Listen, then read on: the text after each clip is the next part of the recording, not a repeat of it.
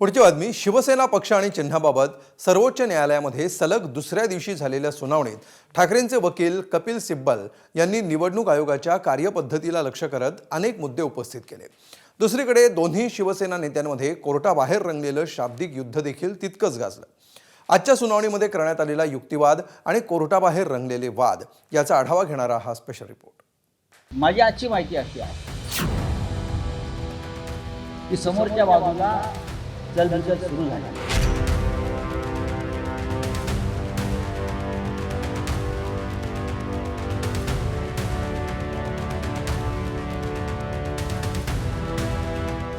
शिवसेना पक्ष कोणाचा आणि धनुष्यबाण चिन्ह कोणाचं या प्रकरणाच्या सुनावणीचा आज सलग दुसरा दिवस होता. मात्र आजची सुनावणी सुरू होण्याआधीच संजय राऊतांच्या शब्दात एक वेगळाच आत्मविश्वास जाणवत होता.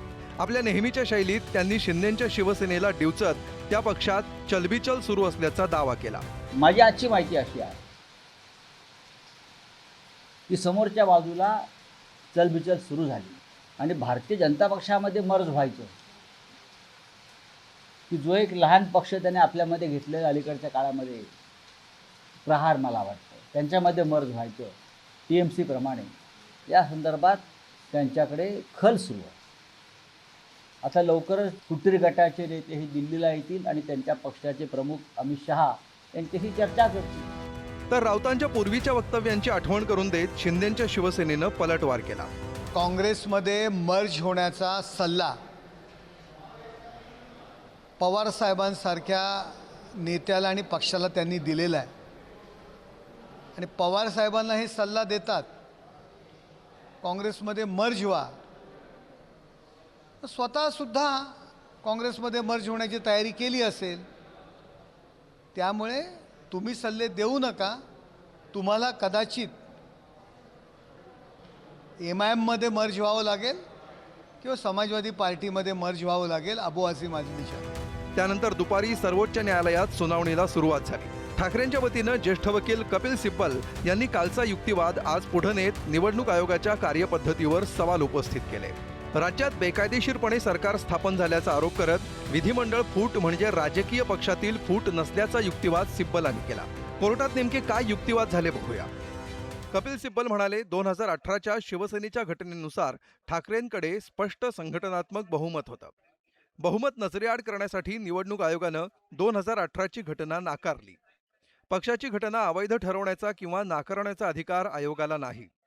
संघटनात्मक बहुमत डावलून आमदारांच्या संख्येवर आयोगाचा निर्णय चुकीचा होता.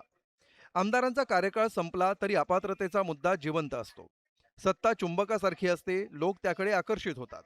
शिंदे मुख्यमंत्री झाल्यानंतर त्यांच्याकडचे आमदार 31 ते 56 झाले. कोर्टात झालेल्या आजच्या सुनावणीनंतर ठाकरेंच्या शिवसेना नेत्यांनीही निवडणूक आयोगाच्या कार्यपद्धतीवर टीका करत आजच्या सुनावणीबाबत प्रतिक्रिया दिल्या.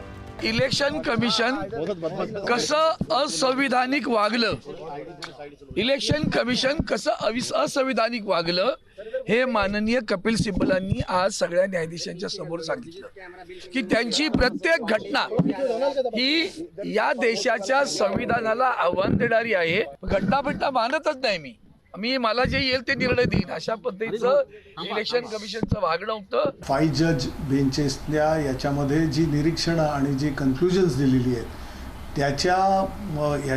त्याच्यामधल्या निरीक्षणांप्रमाणे सरळ दिसतंय की भारत निवडणूक आयोगाने कुठल्या गोष्टी महत्त्वाच्या या नजरअंदाज केल्या, ज्या लक्षात घेतल्या नाहीत, ज्या त्यांना लक्षात घेणं गरजेचं होतं. तर शिवसेना कोणाची याचं उत्तर जनतेनंच दिल्याचा दावा एकनाथ शिंदेनी केलाय.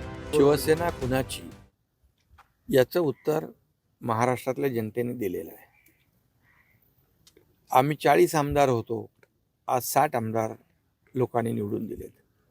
त्यामुळे जनतेच्या दरबारामध्ये शिवसेना कुणाची याचं उत्तर महाराष्ट्राला मिळालेलं आहे. तर लोकशाहीत लोक ज्या पक्षामागे असतात तोच खरा पक्ष असा दावा करत शिंदेंच्या शिवसेनेचे खासदार नरेश म्हस्केंनी हा मुद्दा जनतेच्या न्यायालयाशी जोडला. या लोकशाहीमध्ये ज्यांच्या मागे लोक, ज्यांच्या मागे जनाधार, तोच पक्ष सत्तेवर असतो. आणि ह्या लढाया आम्ही ज्या करतोय ह्या कशासाठी? सत्तेवर येण्याकरताच करतोय ना. जर सत्तेवरती येण्याकरता राजकीय पक्षांची निर्मिती कशासाठी झाली? मग NGO स्थापन केले असते ना. सत्तेवर येण्याकरता राजकीय पक्षांची निर्मिती झालेली आहे आणि जे सत्तेवर आहेत लोकांचा जनाधार एकनाथ शिंदे साहेबांना मिळालेला आहे आणि लोकांनी एकनाथ शिंदे साहेबांनी आपलं नेतृत्व शिवसेना कोणाची हे प्रूव्ह केलेलं आहे. या प्रकरणाची पुढची सुनावणी पुढच्या आठवड्यात होणार आहे. कपिल सिब्बल यांच्या युक्तिवादानंतर आता शिंदेंचे वकील, निवडणूक आयोग आणि विधानसभा अध्यक्ष यांच्या युक्तिवादाकडे सर्वांचं लक्ष असणार आहे. या प्रकरणात शिवसेना हे नाव आणि धनुष्यबाण चिन्ह कोणाला मिळतं याकडे दोन्ही शिवसेनांसोबतच दोन्ही राष्ट्रवादींचंही लक्ष असणार आहे. दिल्लीहून सोमेश कोलगेसह ब्युरो रिपोर्ट, ABP माझा.